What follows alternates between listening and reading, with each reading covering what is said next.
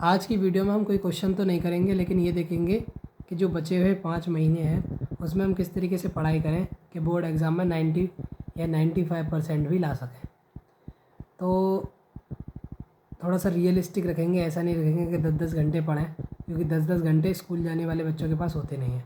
कोई कोई कोचिंग भी जाता है साथ में, तो उसके पास तो और भी कम समय होता है। तो अगर मान के हम लेके चलते हैं कि हमारे पास 24 घंटे हैं, जो कि सबके पास होते हैं, तो 24 घंटे में पहले 7 घंटे तो आप क्या करेंगे, इतना तो 7 घंटे तो सोने के लिए आपको चाहिए ही चाहिए। तो इस टाइम का तो कुछ नहीं हो सकता। अब क्या है, लोग बच्चे जो है कुछ स्कूल सब जाते हैं, 10th क्लास में तो सभी जाते हैं, 11th-12th क्लास में जेई वगैरह की कोचिंग करते हैं तो स्कूल कम जाते हैं, लेकिन 10th तक तो सभी स्कूल जाते हैं।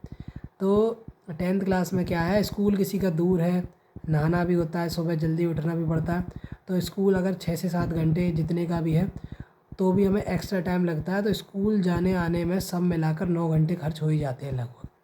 तो ये हो गए 16 घंटे। अब ये 2 घंटे क्या हैं, कि 2 घंटे में आप क्या करते हैं, आप पूरे दिन में खाना पीना, वॉशरूम और थोड़ा बहुत कभी कभार बीच में फ़ोन वोन चला लिया, और भी कोई काम एक्स्ट्रा काम आ गया, तो ये 2 घंटे ये हो गए एक्स्ट्रा काम के लिए, ये भी आपके पास नहीं रहेंगे।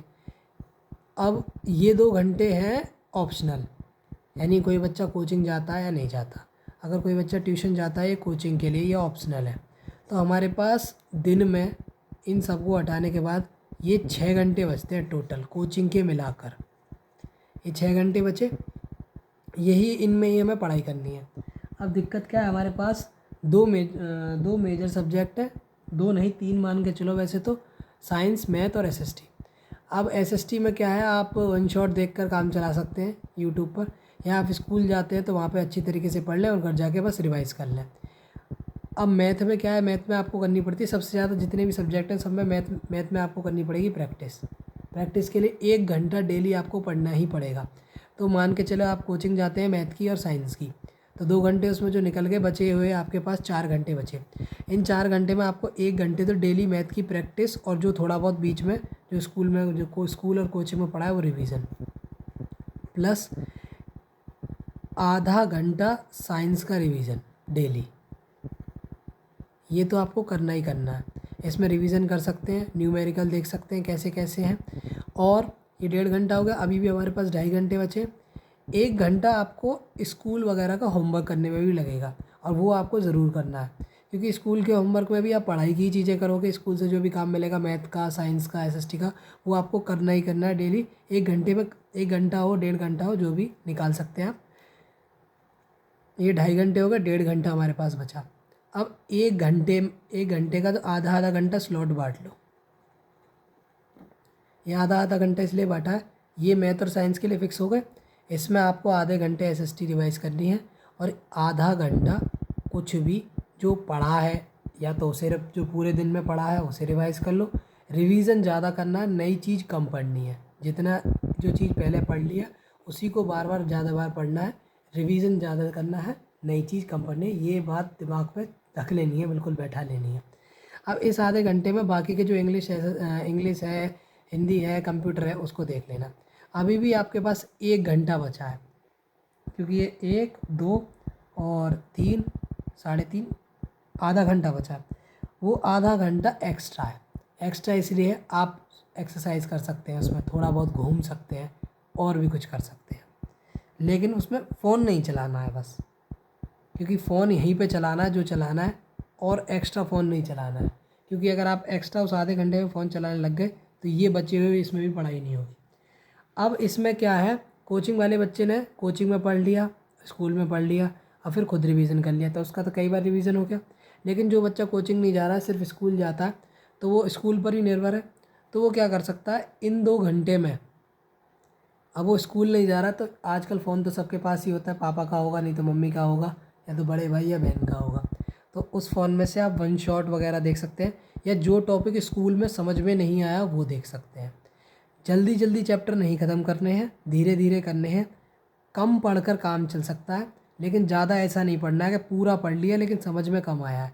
तो जो भी पढ़ना है ढंग से पढ़ना है। तो ये तो बात हो गई पढ़ना कितनी देर है, और ये टोटल अगर आप 5 महीने भी लगा कर देखें तो 5 महीने के हिसाब से आपके पास 150 दिन हो गए। 150 दिन हो गए। अब 150 दिन में आप 4 घंटे पढ़ेंगे तो आपको 600 घंटे होते हैं आपके पास। बचे हुए 15 दिन जो बचेंगे फरवरी में, वो भी आप उसमें रिवीजन ही करेंगे, उसमें सैम्पल पेपर करेंगे, ऐसी चीज़ करेंगे। वैसे आपको कोशिश करनी है कि पहले से सैम्पल पेपर करने हैं, लेकिन जो फ्रेश स्टार्ट कर रहे हैं, यानी फ्रेश स्टार्ट का क्या मतलब है, जो 1 सितंबर से स्टार्ट कर रहे हैं उनके लिए ये तरीका बेस्ट है। अब देखिए, आपको ये देखना है पढ़ना क्या क्या है। देखिए, एनसीईआरटी के क्वेश्चन तो बिल्कुल भी नहीं छोड़ने हैं, क्योंकि डायरेक्ट पेपर में आते ही आते हैं। एनसीईआरटी जो है मेन है सबसे।